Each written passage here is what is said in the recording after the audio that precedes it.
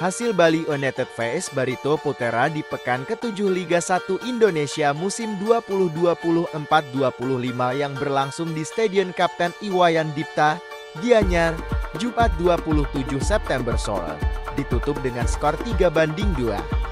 Bali United tak terkalahkan di 4 pertandingan terakhir mereka setelah berhasil kandaskan ambisi Barito Putra sore ini. Tim Serdadu Tridatu memimpin lewat 2 gol Everton di menit ke-27 dan 90+2. Skor tuan rumah kemudian digandakan Privat Marga tepat di menit ke-80. Sedangkan tim tamu Barito Putra awalnya berhasil menyamakan kedudukan 1-1 lewat eksekusi penalti Murilo Mendes di menit 45+10. Laskar Antasari bahkan juga berhasil samakan kedudukan 2-2 di menit 89 setelah Bagas Adi Nugroho mencetak gol bunuh diri dan membuat Barito Putra samakan kedudukan. Namun, gol Everton di masa injuri membuyarkan ambisi mereka untuk membawa pulang poin dari kandang lawan. Tim asuhan Rahmat Darmawan itu pun harus pulang dengan tangan hampa.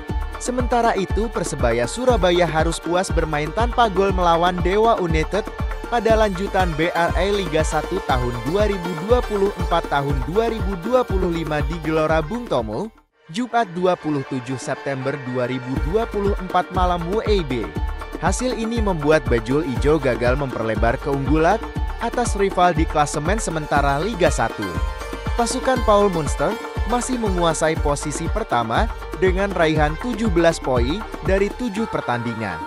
Namun, perolehan angka mereka berpotensi disamai Borneo FC yang baru bertanding melawan Persita Tangerang, Senin 30 September 2024. Pesaing lain seperti Persib Bandung, PSM Makassar, dan Persik Kediri juga berpeluang mendekat.